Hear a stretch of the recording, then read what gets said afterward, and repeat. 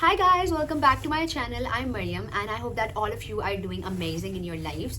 Today I'm super excited to make this video. Finally I'm making a video on MUN. Please guys ignore the voices, the noise and all that because अभी बसंत होने वाली है and Lahore अभी full अपनी like zeal पे है. So please just ignore the voices क्योंकि हर जगह से पटाखों की आवाज़ें आ रही हैं and I don't want you guys to be interrupted by these voices because this topic is important. And please ignore the sore throat because मेरा जो गला है हर वक्त खराब रहता है. Anyways, so without further ado, we'll be starting this video.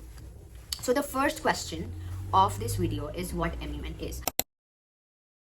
So mainly guys, it is a miniature version of the actual United Nations. तो जिस तरह से United Nations में you talk about a specific topic, an agenda, a specific issue in short, तो आप इसी तरह MUN which is Model United Nations, आप उसमें अपने thoughts explain करते हो, अपनी राय देते हो. You mainly try to communicate with other members, other delegates, जिनका मैं आपको भी आगे बताऊंगी कि हम उनको delegates किस तरह से कहते हैं, delegates कौन है और इस तरह से सारा मैं बताऊंगी अभी. So the only thing जो अभी आपको जाननी है वो ये है कि MUN क्या है. So MUN में you only deliver your speeches and there are some people that are sitting और आपके साथ आपके fellow delegates होते हैं जो कि आपकी debate सुनते हैं और उसके बारे में they either bash you, they either agree with you. सही है. और ये सब होता है MUN में ये सब होता है and MUN is Model United Nations. That's all. उसके बाद that's all. और बाकी इसकी एज लिमिट या सो इसकी ऐसे कोई एज लिमिट नहीं होती है. मोस्टली ज़्यादातर it is conducted in schools, colleges and universities. बाकी देयर आर सम ऑर्गेनाइजेशंस और बाकी और भी through out all around the globe बहुत कुछ होता होगा MUN से रिलेटेड. बट अभी के लिए जो मुझे पता है वो यही है कि मेनली ये स्कूल लेवल पे, कॉलेज लेवल पे और यूनिवर्सिटी लेवल पे ज़्यादातर होता है. सही है. So every university has its own MUN, every school, every college has their own MUN. सही है. और बाकी the next thing is it costly? So costly तो मैं कहूँगी. सही है. तो it is a little costly, but if you are interested, if you have that courage, if you are interested, तो please go for it guys because it is really good. और अभी मैं आपको आगे भी सारा बताऊंगी कि क्या है ये, किस तरह से आपको फ़ायदा देता है, what are the benefits of MUN. But अभी के लिए yes it is costly. अगर मैं अपना एक्सपीरियंस बताऊँ तो I have attended 2 MUNs. Last year एक किया था और अभी तक इस ईयर 2026 में मैंने एक किया है फ्रॉम द सेम स्कूल. सही है. Of the same school. तो मुझे कॉस्ट अराउंड 5,000-4,000 मतलब होता था. सही है. 4,000 से ऊपर और 5,000 से नीचे. So this is a little costly और या दैट्स इट. और बाकी हाउ डू यू नो कि ये कब हो रहा है. So mainly every as I said every college, every university, every school has its own MUN. तो वो आपको अपने सोशल मीडिया पेजेस के ऊपर बताते रहते हैं. जैसे फॉर एग्जांपल मेरा स्कूल हो तो मैंने उसमें मतलब मेरे स्कूल का अपना फेसबुक तो होगा, इंस्टा होगा, सोशल मीडिया प्लेटफॉर्म कहीं ना कहीं से तो होगा. So they post it, they will manage it. तो वो आपको पता चल जाता है. You get to know it. और बाकी आपके फ्रेंड्स भी होते हैं, आपके फैमिली मेम्बर्स होते हैं, आप उनसे भी पूछ लेते हो. The second question of this video is that inside an MUN and what actually happens in the committee. So committee मैं पहले बता देती हूँ what is committee. Committee is mainly a room which mainly represents all the delegates and their agenda, a specific agenda. So mainly मैं यहाँ या यहाँ कहीं भी आपको सारी कमिटीज़ के नेम्स लिख दूँगी जो कि मेनली MUN में होती हैं. UNHRC होती है, UNW होती है, UNCSW होती है, देयर इज़ डाइसेक, UNOOSA. तो मेनली बहुत सारी होती हैं और इन सब की जो फुल फॉर्म्स हैं you can google it guys. But अभी मैं आपको 2-3 बता देती हूँ. So UNHRC is United Nations Human Rights Council. UNW is United Nations Women which mainly deals with the things that are related to women and all the things. सही है. और बाकी the next thing is the dress code. So dress code mainly MUN के लिए कोई ऐसी requirement नहीं होती है कि आप अगर इसमें ना आए तो हम आपको अंदर नहीं आने देंगे. बट आई थिंक कि मोस्टली जो लोग होते हैं वो जाते हैं फॉर द फॉर्मल. ठीक है. जैसे मैं अब अपना अगर बताऊं तो मैं दोनों साल जब मैंने MUN अटेंड किया था तो मैं दोनों साल फॉर्मल में ही गई थी. आई डिडंट वेयर द देसी फिट. सही है, होता है क्योंकि लास्ट ईयर मेरे कुछ सोशल्स थे, वो मैं आई एक्सप्लेन इट लेटर. तो मैंने लास्ट टाइम मेरा कुछ ऐसा सोशल था जिसमें मैं देसी पहन सकती थी बट मैंने नहीं पहना. तो मेनली वो आपका अपना प्रेफरेंस होती है कि आप क्या पहन रहे हो. Please ignore the voices. तो आप क्या पहन रहे हो, देसी पहनो, फॉर्मल पहनो, you just have to deliver the speech. You don't have to care about the clothes that we are wearing. But to be very honest, for MUNers outfit is really important. It is actually, it is more important than the actual thing. But मैं यही कहूँगी कि for the beginners, for all the people that are like just saying कि हम क्या पहने, you can wear anything. सही है. बाकी the thing, next thing is the things that are required within the committee and before the committee. So mainly committee मैंने आपको बता दिया that it can be UNHRC, UNCSW, UNW, you know, like these are the names. Okay, so उसके अंदर आपको कुछ pre चीज़ें भी करनी पड़ती हैं before going to the committee. Before day 1 आपको अपना GSLs रेडी करने पड़ते हैं, जो कि ज़्यादातर डेलीगेट्स करके ही आते हैं. मैं भी फर्स्ट टाइम अपना जब गई थी तो मैं GSLs रेडी करके गई थी, बिकॉज मेरे जो फ्रेंड्स थे उनको काफ़ी ज़्यादा एक्सपीरियंस था. माई ओन फ्रेंड्स तहरीम, ईमान, मनहा, ये पहले ही गई हुई थी MUN में, बट मैं नहीं गई थी. आई हैव नो आइडिया मैं क्यों नहीं गई थी. मुझे आज तक समझ नहीं आया कि मैं पहली दफ़ा क्यों नहीं गई थी उनके साथ. बट या दे हैड मोर एक्सपीरियंस. तो उन्होंने सारा, जो मेरा फर्स्ट MUN था, तो उन्होंने सब कुछ पहले ही डिटेल में समझा दिया था कि ये चीज़ें you have to have them before day 1. So these were GSLs which is general speakers list. And इसमें आपका जो टॉपिक है, आपका जो कंट्री है, उसके बारे में you have to give a very general speech, debate on that agenda, on that topic. बहुत वो इनफॉर्मल सी होती है. मतलब obviously you have to deliver it with the rules. It has some rules and regulations, but it is not necessary कि आप उसको full आपने उसमें रूल्स एंड रेगुलेशंस का ख्याल रखना है. GSL is just like a general speech जो कि आपने अपने चेयर्स और डेलीगेट्स के सामने देनी होती है, about your agenda, about your country, with respect to your country. आपको क्या क्या चीज़ें ओवरकम करनी है, क्या टॉपिक है, आप उसके बारे में GSL में बताते हो. सो GSL is a first step जो कि आप पहले दिन बोलते हो, डे 1 पे GSL. सही है. और आप मल्टीपल GSLs भी रेडी कर सकते हो. जैसे मैंने अपने फर्स्ट MUN में 3 GSLs रेडी किए थे. लाइक फॉर्मेट एक ही है, 3 आप उसको अलग अलग उसमें बना लो, बिकॉज GSLs बहुत अच्छी चीज़ है. And yeah that's it. उसके बाद वी हैव पोजीशन पेपर, जो कि आपको पहले से ही रेडी करना पड़ता है. Most of delegates do that. Sometimes जो आपका जो डाइस होता है, I tell you what dais is, what chair is. But अभी जो लोग होते हैं जो आपकी स्पीच सुन रहे होते हैं, दैट हैव टू जज यू. जो आपको जज कर रहे होते हैं कि अच्छा ये डेलीगेट जो है ये कितना डिजर्विंग है, ये किस तरह का है, ये कैसी स्पीच करता है, क्या हमें इसको बेस्ट डेलीगेट का अवार्ड देना चाहिए या नहीं. वो जो लोग हैं वो या तो डे 1 के ऊपर या डे 2 पे आपसे पोजीशन पेपर मांग लेते हैं. You have to email them और यू कैन गिव देम, जैसे कि उनको वो कहें. ठीक है, आप या तो उनको ईमेल करते हो या आप उनको हार्ड फॉर्म में देते हो. सही है. तो मेरा फर्स्ट टाइम जो था MUN, उसमें मुझे ईमेल करना पड़ा था. और इस वाला जब मैं अभी गई थी तो मैंने हार्ड फॉर्म में ही दिया था. There was no need to just submit them दोनों तरह से. सही है. आप कोई सा एक तरीका अपना सकते हो. सही है. सो ये हमारा हो गया. उसके बाद वी हैव या पोजीशन पेपर. पोजीशन पेपर में आप मेनली अपना स्टांस लिखते हो. What stance is? Stance is mainly whether your country supports a topic, your agenda और नॉट. फॉर एग्जाम्पल जो मेरी डेलीगेशन थी वो थी पाकिस्तान, और जो मेरा जो एजेंडा था इट वॉज ह्यूमन ट्रैफिकिंग, और मेरी जो कमेटी थी इट वॉज UNHRC. सो मेरा पोजीशन पेपर जो था मैं इधर आई थिंक लगा भी दूंगी उस पोजीशन पेपर को, उसका पैटर्न, उसका sample and all, so that you guys can check it out. उसमें जो इंट्रोडक्शन था it was all about what human trafficking is. So it is mainly a paper which mainly has like 3 to 4 paragraphs, or like या 3 होते हैं या 4 होते हैं. तो like I had my paragraphs या 3 थे. The first one is for the introduction, general introduction on your agenda about the topic. For example, my topic was human trafficking with respect to women, children and migrant exploitation. So I had to deliver the speeches, the debates on this agenda, specific agenda. Second जो था it was all respect to my own country, Pakistan, कि पाकिस्तान किस तरह से इस agenda को overcome करने के लिए एफर्ट्स डालता है. ट्रीटीज़ जो है, जो लॉज हैं, रेगुलेशंस हैं, वो किस तरह से साइन करता है विद UN. तो ये मेरा मेन था. सो जो थर्ड वाला पैराग्राफ है it is all about your solutions, कि आप उनको ओवरकम करने के लिए what you have to do in general. आप उसमें बहुत यूनिक पॉइंट्स ऐड कर सकते हैं कि अगर आपको अपनी कंट्री और जनरली अपने सारे अराउंड द ग्लोब अगर आपको कोई एफर्ट्स डालनी होती, कुछ सोल्यूशन पास करना होता, तो आप क्या करते? So you have to just talk about it, like write all about it. तो वो एक ही पेपर बनता है and you have to submit it. So बाकी उसके सैम्पल वगैरह, उसका जो सारा है, किस तरह से वो बनता है, क्या है, वो आपको with the passage of time पता चल जाता है। उसके बाद जो नेक्स्ट है वो है working paper and draft resolution, draft paper what ever. तो जो हमारे पास जो वर्किंग पेपर है वो मेनली सेकेंड डे के ऊपर ऑर्गेनाइज हो जाता है, मतलब बन जाता है वर्किंग पेपर। और मैं भी आपको ब्लॉकिंग सिस्टम का भी बताती हूँ। सो आप ये समझ लें कि we have a committee of about 40 delegates, सही है। नाउ जिन जिन के साथ आपका स्टांस मिलता होगा, you have to make a separate block with those countries, with those delegates which are representing, because every delegate is representing a separate country.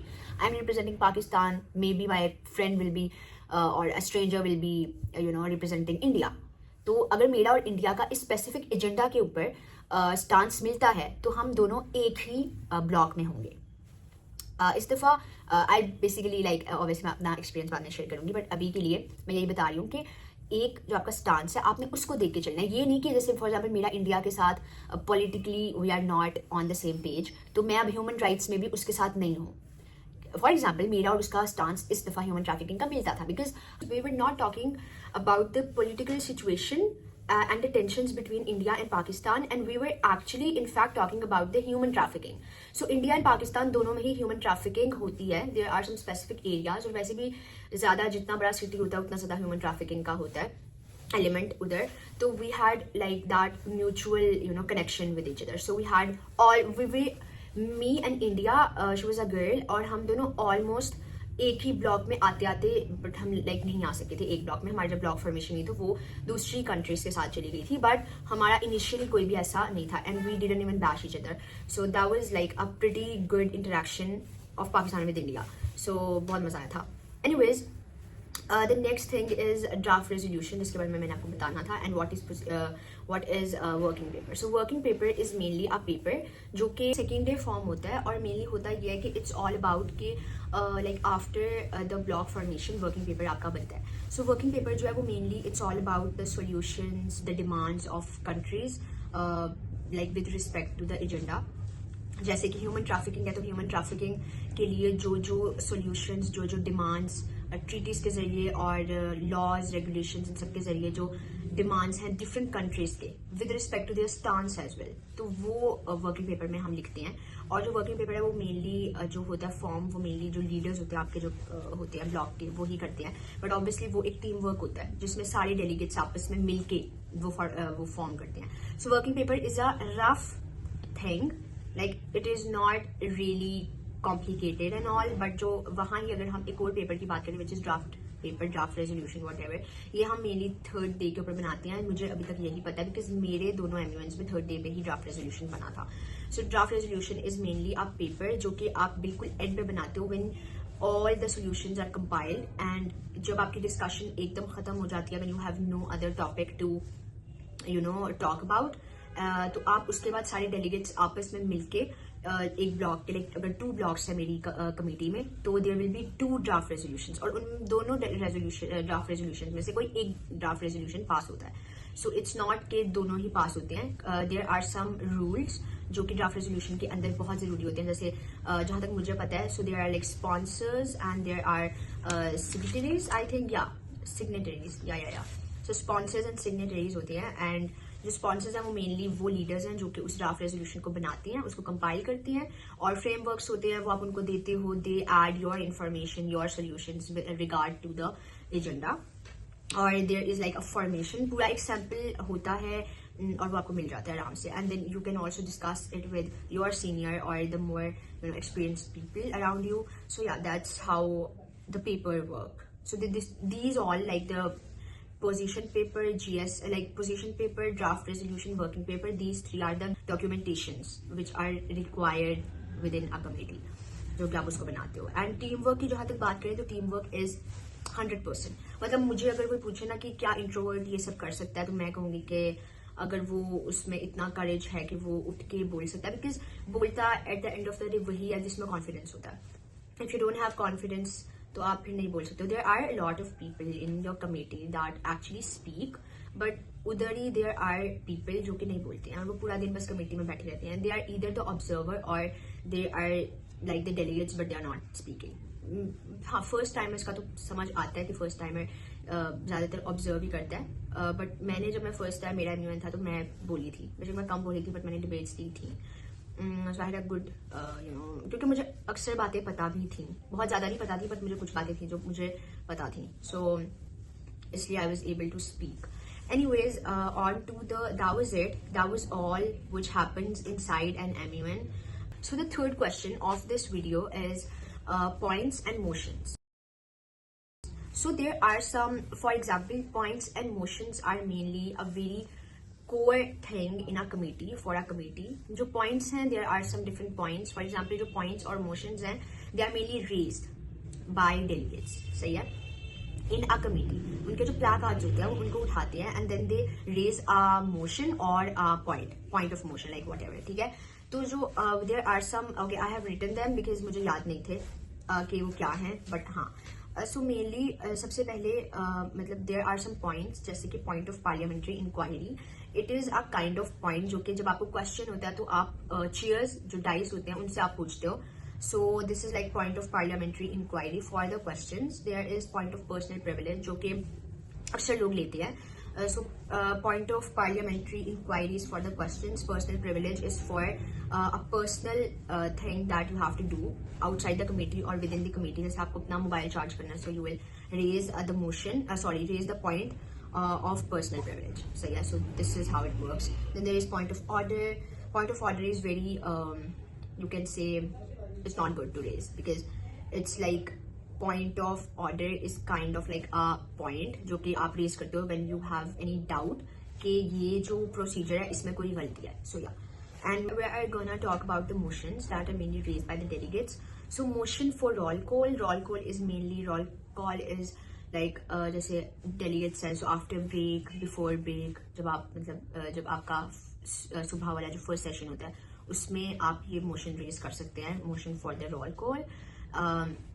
कोई भी आप में से डेलीगेट रेज करता है, सो जिसको लाइक वो करते हैं परमिशन देते हैं, लाइक जिसको जो चेयर्स हैं वो जो चेयर्स हैं वो मेनली रिकग्नाइज करते हैं किसी भी डेलीगेट को फॉर देयर नेक्स्ट डिबेट और for the motions points. Points तो बहुत जल्दी वो दे रिकग्नाइज, बट जो मोशंस हैं वो क्योंकि बहुत सारे डेलीगेट्स रेज करते हैं एट अ टाइम, तो फिर वो जिसको रिकग्नाइज करते हैं बस वही मोशन अपना रेज कर सकता है और बोल सकता है. सो उसके भी पॉइंट्स होते हैं. एवरीथिंग इन एन MUN उसके हर चीज़ के पॉइंट्स होते हैं. सो ये एक बात है जो कि मुझे भी पता है बट मैं फिर भी पता नहीं, मैं मोशन रेज नहीं करती हूँ, मुझे आते ही नहीं है. अब मैं नेक्स्ट अपनी MUN में करूँगी मोशन रेज. एनीवेज उसके बाद मोशन होता है motion for the commencement of debate, like for the start of session. फिर general speakers list, to open general speakers list, उसका एक मोशन होता है. देन फॉर एग्जाम्पल मैं आपको एग्जाम्पल भी देती हूँ. फॉर एग्जाम्पल आई से लाइक मैं ऑब्वियसली पर्सनल प्रोनाउंस यूज नहीं करती हूँ. लाइक कमेटी में you can not use the personal pronouns. You are a delegate and you are representing a country. So you are the delegate of Pakistan और delegate of India, delegate of Canada, delegate of Sri, Lanka दिस. This है. So we have मैं जैसे मुझे कोई motion raise करना है, so I would say the delegate of Pakistan would like to raise a motion for a moderated caucus for this minutes with a speaking time of this seconds to discuss the role of media in human trafficking, like this. So yeah, so this is the sentence that you have to speak when you raise your placards. Anyway, I'll be talking about moderated caucus and unmoderated caucus, so you have to listen to it very carefully. So mainly after GSLs जो कि committee एक पूरी में जो चीजें होती हैं इसमें एक होता है मॉडरेटेड कॉकस एंड एक होता है अनमॉड्स, जिसको हम अनमॉडरेटेड कॉकस भी कहते हैं. इनका जो शॉर्ट फॉर्म है वो है mods and unmods. Now will talk about what mods and unmods are. Mods are mainly the main terms जो कि आप विद रिस्पेक्ट टू एजेंडा आपके की टर्म्स होती हैं. So they mainly include the key terms, their definitions, the solutions, वो लेकिन third day के ऊपर आप फ्रेमवर्क में उनको ऐड करते हो. So mainly moderated caucus are mainly the main speech, main thing जो कि आप अपनी कंट्रीज के हिसाब से बोलते हो. सो या दैट्स इट. तो ये हमारा है moderated caucus. Like it's a debate, it's a speech. उसका भी एक टाइम स्पैन होता है और जब वो उतना खत्म हो जाता है तो देन आप अपने जो चेयर्स हैं वो like they mainly do this like this. So it's kind of like of a very hard thing, but आपको चाहिए कि आप 1 मिनट से ज्यादा की मॉडरेटेड कॉकस ना रखें, मतलब अपने मॉड्स में अपनी स्पीच 1 मिनट तक की रखें, 1 minute 30 seconds, 1 minute, you know, like इतना इनफ होता है एक टॉपिक के लिए. So then we have unmods. Unmod is mainly a session जिसमें you have free will कि you can go to other delegates, you can convince them to be a part of their own blog, you can also guide them, और इसके भी points होते हैं. सो अनमॉड्स में जो speaker ज़्यादा एक्सपीरियंस्ड होते हैं उनको चेयर्स जो है वो जज कर रहे होते हैं. So it's kind like of a you know like a plus point. Unmods में आपके पास काफ़ी प्लस पॉइंट्स होते हैं because you get a time to interact with people, other delegates, कि उनका स्टांस क्या है, वो क्या सोचते हैं इस एजेंडा के बारे में, और क्या आपको कोई बैश तो नहीं करने लगा है. So you mainly have these kind of things जो कि आप ओनली अपने अनमॉडरेटेड कॉकस में ही कर सकते हो. आई डोंट नो, यहाँ एक मक्खी आई हुई है, बहुत ज्यादा तंग कर लिया मुझे. एनीवेज, ये हमारे थे mods and unmods, points and motions, जो कि हम you know in a committee हम डिस्कस करते हैं. और ये जो मॉड्स हैं, अनमॉड्स हैं, इनके लिए भी मोशन रेज होती हैं. सो मतलब जैसे मैंने भी आपको एक एग्जांपल दी थी, तो इसी तरह से और भी बहुत सारे मॉड्स होते हैं, लाइक टर्म्स, की terms, solutions, impacts, effects, causes, सब, यानी ये सब एक सब हेडिंग टाइप काम करती हैं. जैसे role of media in human trafficking, past human actions regards to human trafficking. फिर हम कह लेते हैं व्हाट इज ह्यूमन ट्रैफिकिंग. तो human trafficking is a key term, it can act as a mod for your speech, for your debate. सही है. So it's like a whole thing जो कि आप सेकंड और थर्ड डे पे आप mods raise करते हो, लाइक मोशन रेज करते हो for the mods, and then you speak. उसके भी पॉइंट्स होते हैं, जितना ज्यादा आप बोलोगे उतने ज्यादा पॉइंट्स होंगे, जितना ज्यादा आप इंटरेक्ट करोगे with other delegates, and you have the impact on people in 3 दिनों में. First day is like a very okay सा दिन, उसमें आप ना भी बोलो तो चलता है. But second and third day पे you have to be very skilled, you have to be very polished to deliver your debate, और उसी से you have that you know chance to win an award. And yeah that's it.